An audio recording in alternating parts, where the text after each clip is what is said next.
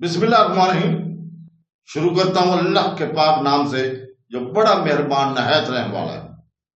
دیکھتی آنکھوں اور سنتے کانوں کو السلام علیکم۔ بہنوں، بھائیوں، دوستوں اور بزرگوں، آج کی ہم اس اسلامی معلوماتی ویڈیو میں ہم کربلا میں مقبرہ حضرت عباس کی باقی تاریخ کا حصہ نمبر 8 کو بیان کر رہے ہیں۔ یہ مقبرہ دنیا بھر کے لاکھوں مسلمانوں کے لیے گہرے معنی رکھتی ہے۔ ویڈیو میں حضرت عباس کی زندگی اور بہادری پر روشنی ڈالی گئی ہے۔ کربلا کی جنگ کے المناک واقعات کے دوران ان کے تعاون پر زور دیا گیا ہے۔ تاریخی متون اور عصری تناظر کا جائزہ لے کر ہمارے مقصد اس مقدس مقام کی اہمیت کا ایک جامع جائزہ فراہم کرنا ہے۔ ہم حضرت عباس علمدار رضی اللہ تعالیٰ عنہ کی قبر کی تاریخ اور کربلا کی بہادری کے واقعات کو 9 حصوں میں بیان کر رہے ہیں، لہذا برائے کرم تمام حصوں کو دیکھیں اور اگر پسند آئے تو اپنے دوستوں کو بھی شیئر کریں تاکہ وہ بھی اس سے مستفید ہو سکیں۔ تو دوستو، شیخ حسن داخل کا بیان ہے کہ وہ دوپہر بہت گرم تھی جب میں نے حضرت عباس علمدار علیہ السلام کے مقدس قبر کی زیارت کی۔ مزار مقدس میں اس 60 سالہ خادم کے سوا کوئی نہیں تھا جس کا مشن مزار کی نگرانی کرنا تھا۔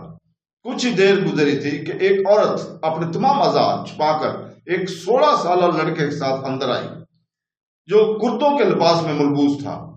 ایک لمبا سفید کرت آدمی ان کے پیچھے آیا۔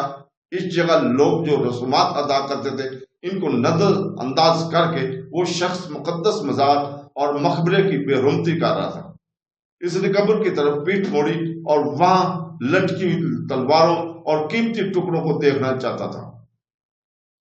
چند منٹوں کے بعد کچھ عجیب سا ہوا۔ وہ آدمی جیسے کہ وہ بجلی سے گرا ہوا تھا، کھڑکی سے مارا پیٹا گیا۔ اس کے چہرہ سرخ ہو گیا اور اس کے تمام اعضاء تنگ ہو گئے۔ اس شخص کو حضرت امام حسین علیہ السلام کے حرم میں لے جایا گیا۔ راستے میں اس شخص کی غیر معمولی حالت دیکھ کر لوگ جمع ہونے لگے۔ اسے قبر حضرت علی اکبر کی کھڑکی سے باندھ دیا گیا تھا۔ وہ وہیں سو گیا۔ جب وہ بیدار ہوا تو اس نے شہادت چوک پڑی اور 12 اماموں کی امامت کے سامنے سر تسلیم خم کرنے کا اعلان کیا جس کے نام اس نے ذکر کیے تھے۔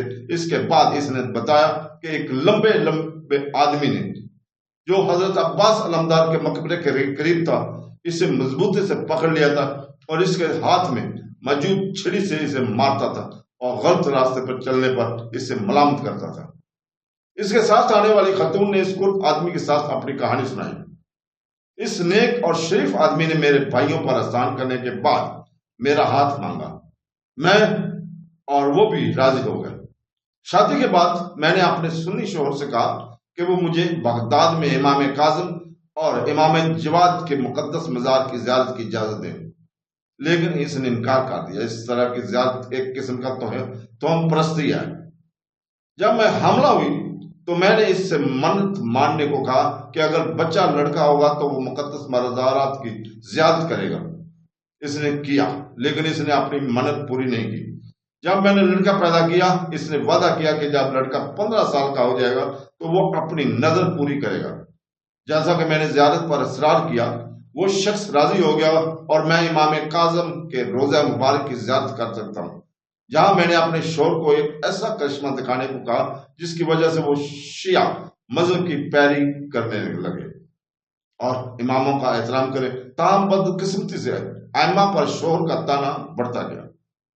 اس کے بعد ہم نے سامرا میں حضرت امام مہدی الہدی اور امام العسکری کے مقدس مزارات کی زیارت کی۔ اس کے باوجود میرے شوہر کو صحیح راستے کی طرف رہنمائی نہیں کی گئی۔ جیسے ہی ہمارے قدم خاک کربلا پر ٹکے تو میں نے اپنے آپ سے کہا میں سب سے پہلے قبر عباس کی زیارت کروں گی اور ان سے ایسا کرشمہ دکھانے کی التجا کروں گی جس کی وجہ سے میرا شوہر امامت پر ایمان لے آئے۔ اگر ایسا نہ ہوا تو میں نے تو ان کے بھائی حضرت امام حسین علیہ السلام کے حرم کی زیارت کروں گی اور نہ ہی میں نجف میں ان کے والد حضرت امام علی امیر المومنین علیہ السلام کی حرم کی زیارت کروں گی۔ اب آپ نے دیکھا ہے کہ روزہ مبارک حضرت عباس علیہ السلام میں کیا ہوا۔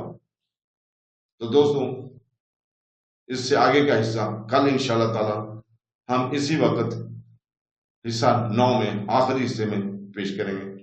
کل تک کے لیے اجازت. اللہ حافظ.